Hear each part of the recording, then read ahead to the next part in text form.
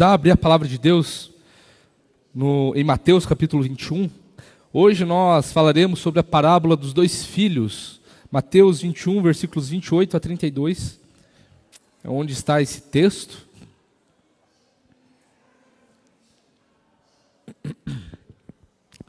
Só queria deixar registrado aqui que depois que o pastor Patrick casou, ele me abandonou, né? Tá lá na classe de casais agora.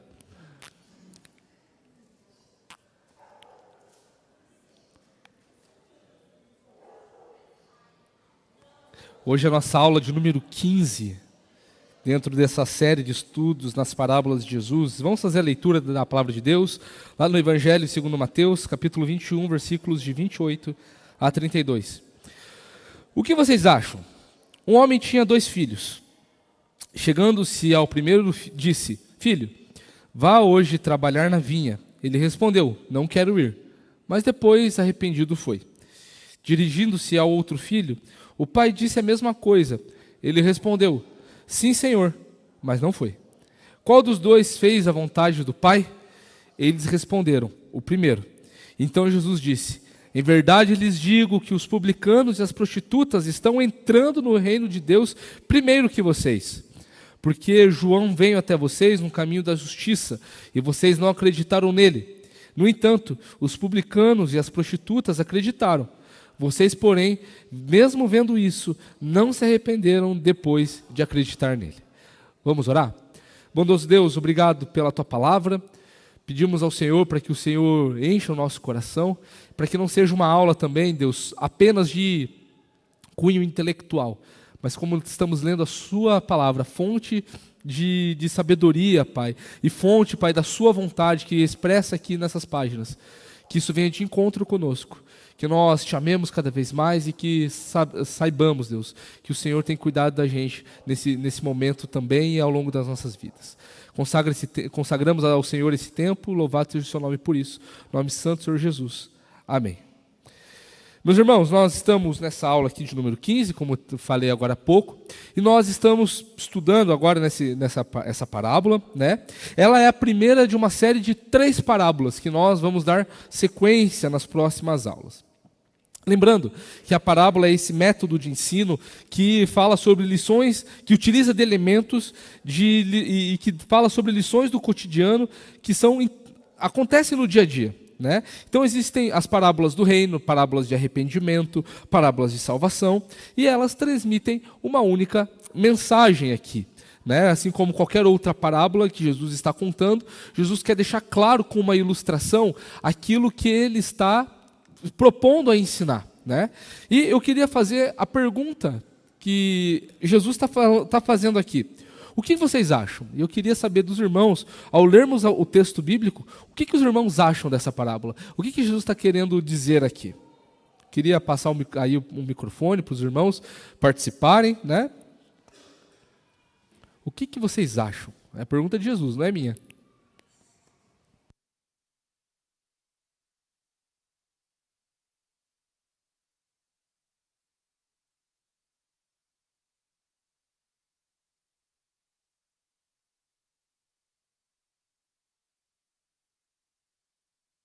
Alguém? Andrei, por favor.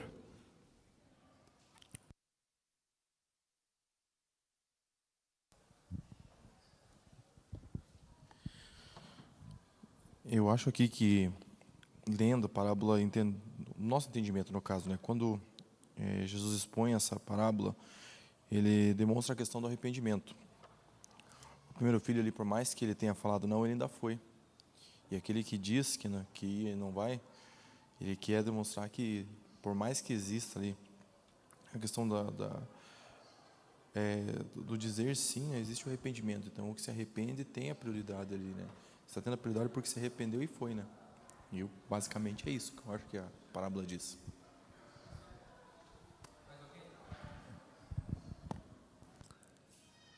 Mais alguém?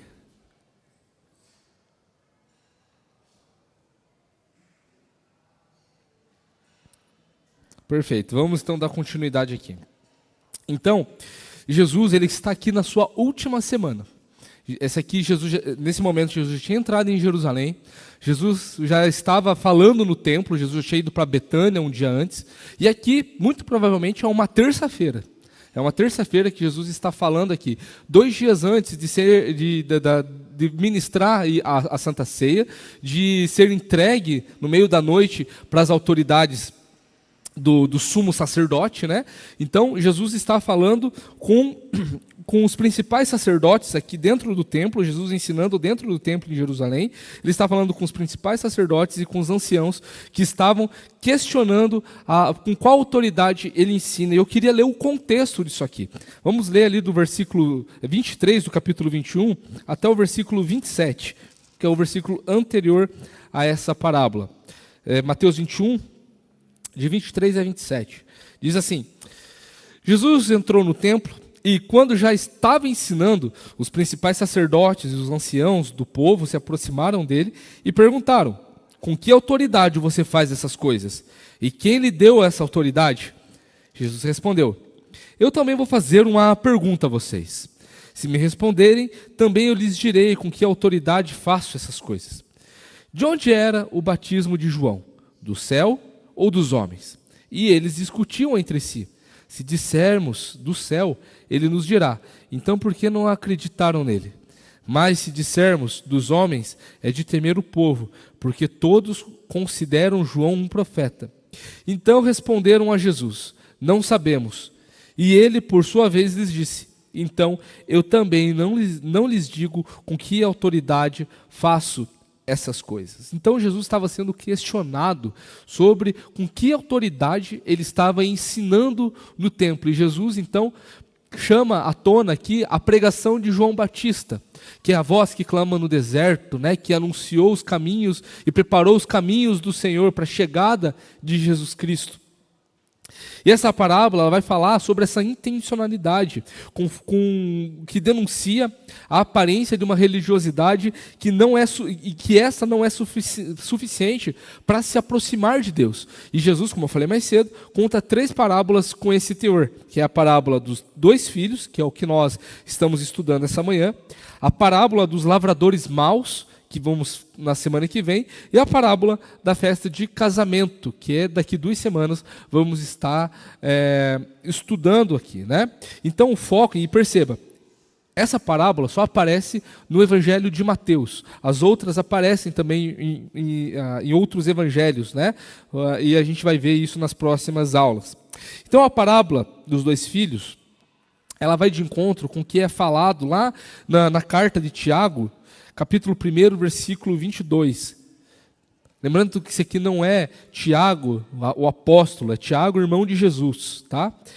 Tiago, capítulo 1, versículo 22, diz assim: sejam praticantes da palavra e não somente ouvintes, enganando a vocês mesmos. Vai de encontro essa parábola, o que Jesus está ensinando aqui, vai de encontro esse texto, melhor dizendo, a essa parábola.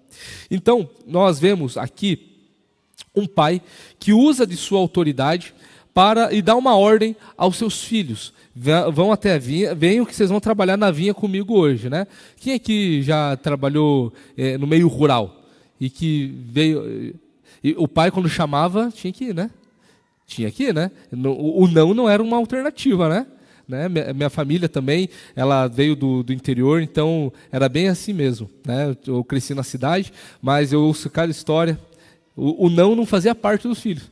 Na hora que ele ia falar não, já tomavam, né? Então, era assim que funcionava naquele tempo. Então, um filho aqui, quando um pai falava para trabalhar, porque era o pai que era o dono daquela terra, ou no caso aqui, o dono daquela vinha, daquele meio agrícola, que era muito comum aqui na época de Jesus, ter vinicultores, né, que faziam o plantio de uvas e que fabricavam vinhos. É um meio aqui que Jesus utiliza nessa parábola, né, um lugar bem conhecido. Então Jesus ele estava falando de uma cultura onde os filhos não poderiam falar não para os seus pais, onde os filhos precisavam honrar os seus pais e se o pai desse uma ordem, eles tinham que ir. E percebam, o pai ele usa dessa sua autoridade e dá ordem aos seus filhos. O primeiro filho, ele não mostra respeito para com com seu pai, né? E é interessante aqui. E Jesus ele continuou esse pensamento dentro dessa história, e onde o pai ele possuía essa vinha, que era o recurso daquela família, e trabalhar na vinha era aquele senso comunitário, era algo que precisava do trabalho de muitas pessoas. E era realizado pelos membros da família, né? Eram muito comuns os pais ter vários filhos, né, antigamente, onde todos eram trabalhadores, ali também junto com os pais, né? Era muito comum que os filhos herdassem a mesma profissão do pai também. E aqui é interessante, não sei qual versão que os irmãos estão usando aí na Bíblia que vocês estão lendo, mas em algumas versões troca o filho, a resposta do filho, não é verdade, Márcia? Trocou aí, né, na versão que você está usando, né? Você deve estar usando a ARA, provavelmente. Revista atualizada, né? Então você vai perceber que essa ordem ela mudou do que a gente está usando aqui. A gente está lendo aqui a Nova Almeida, e a NVI ela repete essa mesma ordem, né, que da Nova Almeida, onde o primeiro aparece o filho que não queria ir trabalhar, no que nós lemos aqui, e na versão da Revista Atualizada aparece o filho que fala, eu vou, mas não vai. É só uma curiosidade aqui para a gente perceber. Mas independente disso, o sentido ele não muda. O sentido do que Jesus está falando aqui, ele continua a mesma. Continua sendo o mesmo sentido aqui, independente da tradução que você está usando. É só uma questão do texto original, do grego que é usado ali. E a Revista Atualizada, ela é melhor nessa questão. Ela segue mais a forma original, ela é mais fiel nesse aspecto dessas ordens. No entanto, o texto que nós estamos lendo aqui tem o mesmo teor, tem a mesma significância que outra versão que está ali apresentada, né? Então, o pai ele usa dessa sua autoridade, ele dá essa ordem aos filhos, e o primeiro ele não mostra respeito com o seu pai, seguindo a versão que nós estamos usando aqui. Porque ele não apenas fala, não quero ir. Ele não apenas falou, não vou. Ele não se utilizou, ele não teve uma tratativa em acatar a ordem de uma autoridade. Percebam, olha só o contraste que o segundo filho fala ali com o pai. Ele fala o quê? Sim, Senhor. Ele fala sim, Senhor, não é verdade? Então, o filho que fala que não queria ir, ele trata de uma forma, não apenas ele desobedece, mas ele responde de uma forma totalmente desrespeitosa. E Jesus está comunicando isso de uma forma extremamente intencional. Então, o filho não mostra respeito para o seu pai, mas pela tratativa também não acata e não reconhece a autoridade daquele pai. E nem sequer se dirigiu de uma forma respeitosa, como nós vimos aqui com o segundo filho. No entanto, o texto ele fala que esse filho que não quis trabalhar na vinha se arrependeu. Essa palavra é importantíssima. Se arrependeu, não apenas de não ter obedecido o pai, mas também da forma como tratou o seu pai. Porque, lembrando, um pai fazendo uma pergunta de sim ou não, e deve ser assim, é uma pergunta retórica, já tem uma resposta. Né? Na verdade, já é uma resposta. Filho, faz tal coisa lá para o pai. Tipo assim, o filho tem que fazer. O filho tem que obedecer ao seu pai. Né? Então não tem essa de não quero. E Jesus está ensinando isso para sacerdotes e anciãos, os principais líderes religiosos que estavam ali, um dos principais que estavam ali. Dessa vez não estava falando com fariseus, nem com escribas, nem com sumo sacerdote, mas estava falando com outro tipo de autoridade que existia ali dentro do templo, que foi questionar a autoridade de Jesus. Então, essa atitude de Jesus, ele tinha a intenção de mostrar como foi desrespeitosa a forma como o primeiro filho que nós encontramos aqui. Então, o pai ele se dirige ao segundo filho e pede a mesma coisa, percebe? O pai ali ele não fala de outro jeito, ele não coloca uma condicional, ele não faz uma estratégia para chegar no filho para convencê-lo. Não, ele dá a mesma ordem. Filho, vem trabalhar comigo na vinha hoje. E o filho falou assim, sim, Senhor. Foi extremamente polido, obediente, respeitoso. No entanto, o texto nos fala que, por mais que ele tenha falado sim, ele não fez, ele não foi. Ele mostrou aquele respeito, mas não obedeceu ao pai dele. O texto está nos falando sobre isso. Prometeu ao pai um dia de trabalho, e era uma promessa que ele não é que ele não podia, ele não pretendia cumprir. Na verdade, ele demonstrou que ele não queria cumprir aquilo, diferente do primeiro filho, que foi desrespeitoso, mas se arrependeu e foi trabalhar. Mostrou que o seu arrependimento não estava apenas no mundo das ideias. Poxa, falei mal do meu pai. Da próxima vez vou ser bonzinho. Não, ele teve uma atitude objetiva. Ele se arrependeu e tomou uma ação. Mostrou uma postura, uma mudança de mentalidade, que é o que significa literalmente a palavra arrependimento. Mudança de intelecto, mudança de compreensão, né? Metanoia é a palavrinha grega ali para arrependimento. Né? Então a parábola ela se propõe a falar sobre atitudes e intenções de obedecer a Deus. E como que nós temos nos comportado diante das ordens expressas do Senhor. Né? Então nós percebemos nessa parábola que as nossas atitudes e as nossas intenções também acompanham a forma como nós entendemos os caminhos do Senhor. Jesus ele faz uma pergunta, tipo assim, que a resposta era óbvia. A resposta, não tinha outra resposta aqui, quando Jesus ele faz a pergunta, qual dos dois fez a vontade do Pai? O que aqueles homens iam responder? A resposta óbvia, foi o primeiro filho. Ou aquele que tinha falado que não ia fazer, que foi extremamente desrespeitoso, mas se arrependeu e foi. Essa era a resposta óbvia que aqueles homens, aqueles anciãos e aqueles sacerdotes do templo, eles responderam, porque a pergunta era muito fácil de responder. Porque Jesus é muito bom nisso. Ele pega uma coisa que é difícil de entendermos e traz como uma coisa muito fácil. Por isso que ele utilizava de parábolas, que era o jeito de ensinar as pessoas de uma forma muito mais clara. Lembrando que Jesus está se direcionando a esses homens, mas Jesus ele estava continuando também o seu ensino, porque o contexto nos fala que Jesus estava ensinando no templo. E existiam pessoas que estavam sendo ensinadas. Então essas pessoas também estavam ouvindo aquilo que Jesus estava conversando ali com esses homens. Então, esses homens eles foram forçados a responder que o filho que primeiro se recusou, mas que mais tarde mudou de ideia, fez a vontade do Pai. Eles foram obrigados a responder dessa forma. E Jesus ele esclarece o que a história sobre que essa história significa, que dentro do contexto de sua época, de um filho desobediente que alcançou arrependimento e então fez aquilo que o seu pai mandou. Então o primeiro filho ele é a personificação dos publicanos e das prostitutas. Vamos lá ver em Marcos capítulo 1, versículo 4. Aqui fala sobre a pregação de João Batista.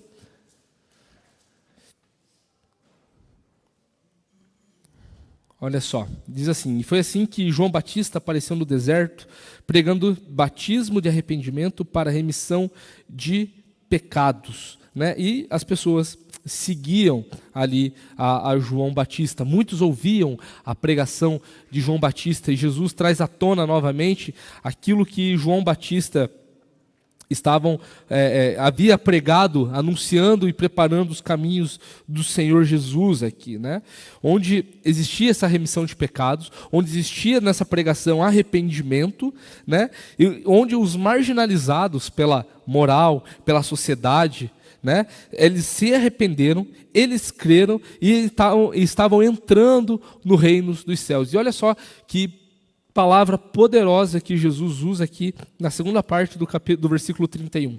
Em verdade lhes digo que os publicanos e as prostitutas estão entrando no reino de Deus primeiro que vocês. Imaginem o choque que foi ouvir isso.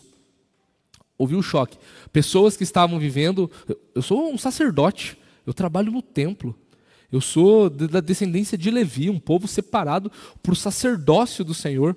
Os anciãos que eram respeitados, muito provavelmente, eram magistrados ali em Jerusalém, em Israel, e todos estavam ali pelo evento da Páscoa, que estava prestes a acontecer, é a última semana de Jesus, lembrando disso, né?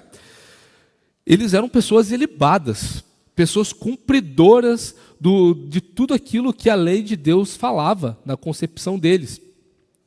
Por isso que eles não poderiam se misturar com publicanos e prostitutas e outros marginalizados. Não, Jesus não pode ensinar isso para aquelas pessoas. Com que autoridade ele está falando sobre essas coisas? Então Jesus ele coloca Ele conseguiu fazer de uma forma magnífica aqui, pegar toda essa fala tendenciosa e peçonhenta, maligna daqueles homens, de colocar Jesus numa saia justa. Jesus não apenas coloca num primeiro momento ali sobre a autoridade pelo qual ele está falando, mas ele coloca numa parábola, ele faz com que aqueles homens que estavam questionando numa historinha, faz com que aqueles homens reconheçam que os publicanos e as prostitutas estavam entrando no reino dos céus antes deles. Olha só que choque que deve ter sido isso. Imagine você ouvir, você ter uma vida com Deus assim, olha, uma vida de falsa religiosidade, vamos supor isso, né? Onde você se comporte e age e acredite que você é o melhor dos crentes.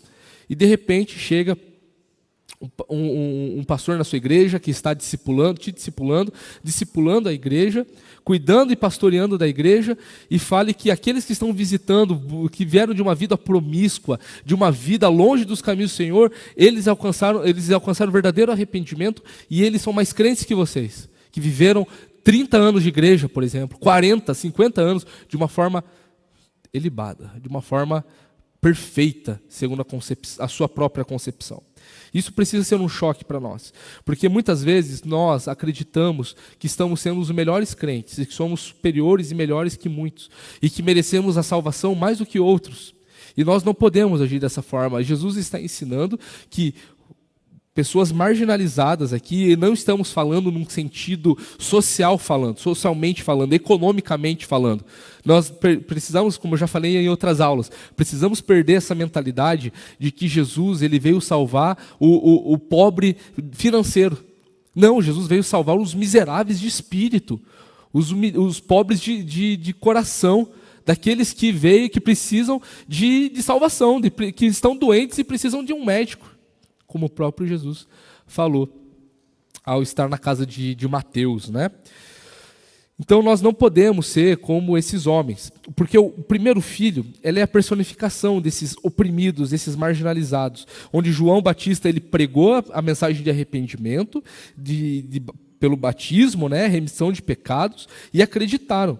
Assim, então, eles fizeram a vontade do Pai. E esses mesmos homens, Jesus está falando aqui com esses homens que também ouviram a pregação de João Batista, que viram a pregação de João Batista e não acreditaram. Muito pelo contrário, foram chamados de hipócritas, raça de víboras, achando que eles estavam se furtando da ira de Deus, porque eles se achavam melhores.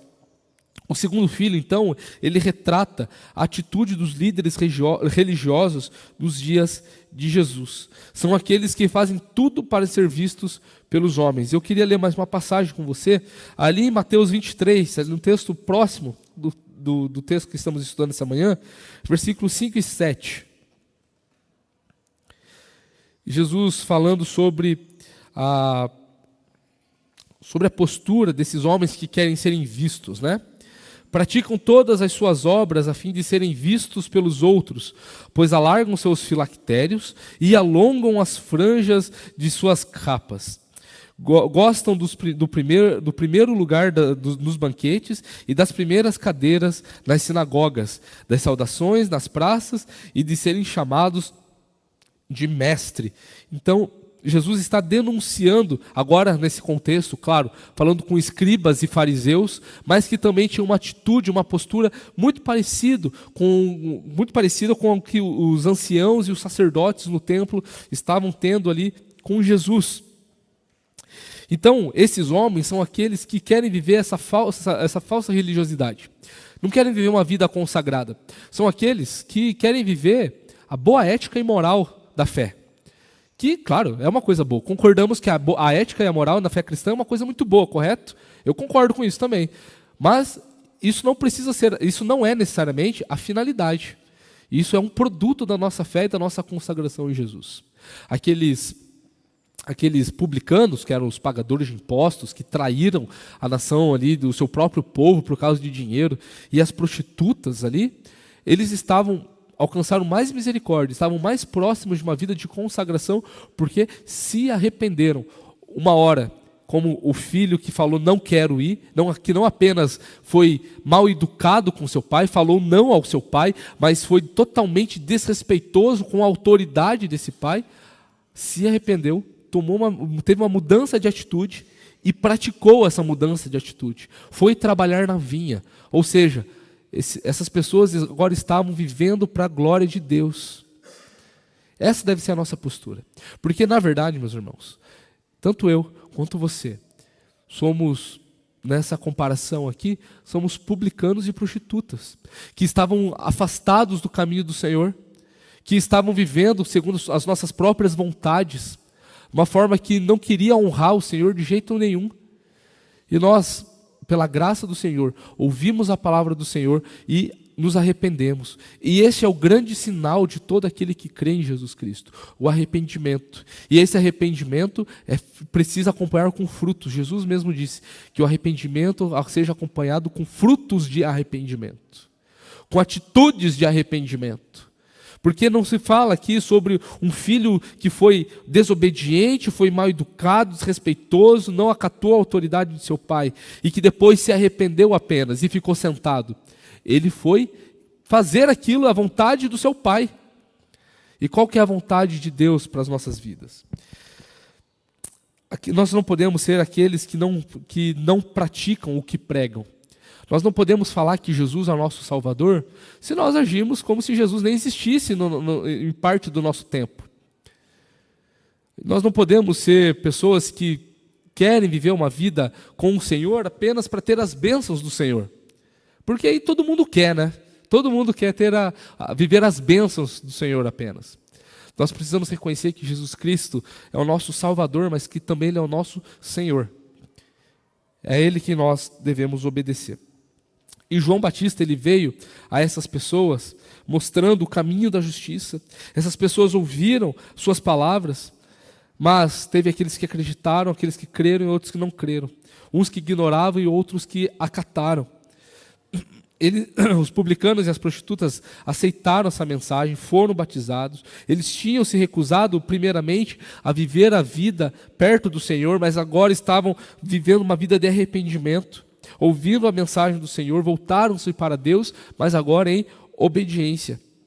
Os líderes religiosos, eles se achavam os peritos da lei e mostravam apenas a sua religiosidade. Nós não podemos cair nessa mesma armadilha. Estavam longe, na verdade, achavam que estavam perto do Senhor, mas estavam longe de se arrependerem e de obedecerem aquilo que o Senhor ordenava. Andar em misericórdia, amar a misericórdia, andar em humildade com o seu Deus, ser praticante da justiça, como encontramos lá em Miqueias 6. É isso que o Senhor requer de nós. Interiormente, eles recusavam a aceitar a palavra de Deus. Eles não queriam que a palavra de Deus penetrasse no seu coração e viesse ela pela palavra escrita dos profetas ou pela palavra falada de João Batista ou de Jesus ali. Eles não queriam aceitar aquilo que Deus estava ordenando. Eram como o filho que falou, sim, Senhor, mas não foi. Então essa parábola, ela contém esse ensino que a gente encontra tanto no Velho e no Novo Testamento, em obedecer a palavra de Deus, em escutar a sua voz e fazer a sua vontade. Quando nós vemos o profeta Samuel repreendendo Saul, por exemplo, o rei Saul, que o rei Saul ele fez um sacrifício, não quis esperar o profeta Samuel chegar em determinada ocasião ali, o rei Saul quis só fazer aquilo para acelerar o processo. E ele foi colocar isso diante do profeta Samuel, falando que, olha, eu fiz, você estava demorando muito, eu acabei fazendo. O profeta Samuel, em parte da sua repreensão, fala que é mais importante obedecer ao Senhor do que oferecer holocaustos. É mais importante uma vida de consagração do que uma vida de aparência. Quando nós falamos de vida de aparência, nós não estamos recriminando a vida de um bom porte, de uma fala decente, por exemplo, de uma vestimenta decente, de uma postura que seja conveniente com aquilo que glorifica a Deus. Nós não estamos falando disso. Isso precisa ser um efeito daquilo que Jesus tem feito no nosso coração. As nossas boas obras, elas são a consequência de uma vida de consagração ao Senhor. Do mesmo modo, Jesus instrui os seus discípulos. Olha só que Jesus fala em João 15,14: vocês são meus amigos, se fizerem o que eu vos mando. Nós somos amigos de Jesus se nós fazemos o que Jesus manda. Nós não somos salvos pela nossa obediência, nós não somos salvos por aquilo que fazemos, mas tudo isso é uma evidência da nossa vida com Deus, do nosso andar com Deus. E hoje nós precisamos olhar para uma parábola como essa, ao sermos confrontados com uma parábola como essa, percebermos se de fato, olhar para o nosso coração, se nós somos o filho que fala, não vou, mas que obedece e se arrepende e vai, ou o filho que fala assim, sim Senhor, e fica pianinho, não faz nada, porque está extremamente confortável com a vida de aparência que tem. Qual desses filhos que nós somos, nós nos parecemos? Se você é um filho que a princípio não quer obedecer a Deus, é tempo dessa mudança. É tempo de um renovo, é tempo de um verdadeiro propósito em andar com o Senhor. É tempo de arrependimento e de novas atitudes. É tempo de uma vida onde nós andamos com o Senhor de verdade. Não apenas de ouvir falar, mas agora de contemplá-lo, de estar perto dele. Se você é um filho que vive pela aparência, também é tempo de arrependimento. E olha só como a graça de Deus, ela é graça sobre graça. Perceba que Jesus ele não fala aqui para os sacerdotes e para os anciãos que os publicanos e as prostitutas estão no lugar dele agora, que eles perderam a oportunidade de andar com o Senhor e que agora não tem mais jeito. Jesus está falando que eles, os publicanos e as prostitutas, estão entrando primeiro no reino dos céus porque eles se arrependeram de verdade. Ou seja, existe oportunidade ainda de arrependimento para aqueles que vivem uma vida de falsificação da fé. Uma vida sem temor ao Senhor. Essas pessoas que estão buscando arrependimento estão entrando antes do que aqueles que estão vivendo uma vida de aparências. Mas estão entrando antes, não no lugar. Não fechou a porta ainda. Jesus não voltou. A pregação do Evangelho ainda continua. Então ainda é tempo de arrependimento. É tempo de se aproximar-se do Senhor e viver uma vida de amor, de dedicação. É esse Deus que nos enviou o seu Filho para que nós agora tenhamos uma vida completa do poder do Espírito Santo. Nós precisamos olhar para as nossas vidas, fazer aquela autoanálise e perceber se de fato nós estamos vivendo uma vida que não quer saber de Deus, que destrata Deus, não reconhece a autoridade de Deus, mas para que agora nos arrependamos e vivamos uma vida de transformação, mas também para que paremos, de outra forma, viver uma vida de aparências, uma vida onde nós queremos ostentar falsa espiritualidade, falsa devoção, como mais um instrumento de opressão sobre aqueles que estão sendo impactados pela graça de Deus e sendo impactados pela mensagem do Evangelho. Nós não podemos ser essas pessoas também. Existem dois caminhos que nós não podemos tomar, que é uma vida longe dos caminhos do Senhor em ambos os casos. Uma vida sem reverência e uma vida de falsa reverência. Nós não podemos fazer isso. Nós devemos andar nos caminhos do Senhor, buscando aquilo que o Senhor deseja para as nossas vidas. E meus irmãos, acredito que seja isso. A nossa aula foi um pouquinho mais curta hoje, mas é tempo agora da gente abrir para perguntas, para respostas, para comentários, e eu peço para que os irmãos participem desse momento. Algum comentário, alguma dúvida, alguma contribuição?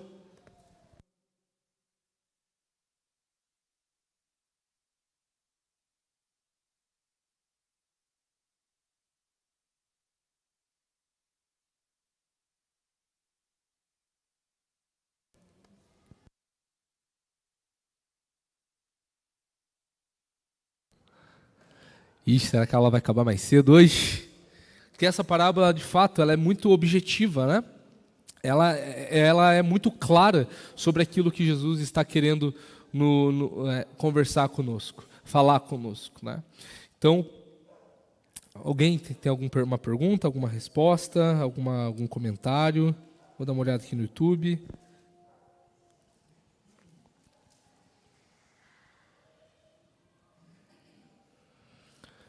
Temos uma coisa no YouTube lá, pessoal? Não? Tá tranquilo?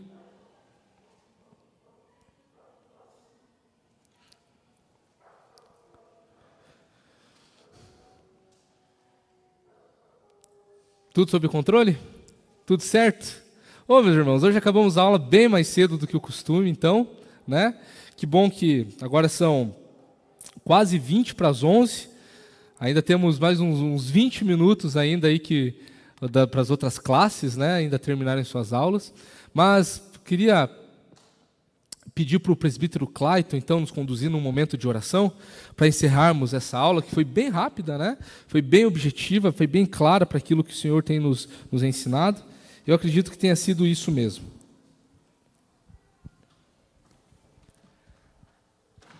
Santo Deus, nós louvamos o Teu santo nome, Senhor, e Te agradecemos, ó Pai, pelo Teu grande amor em nossas vidas, Senhor.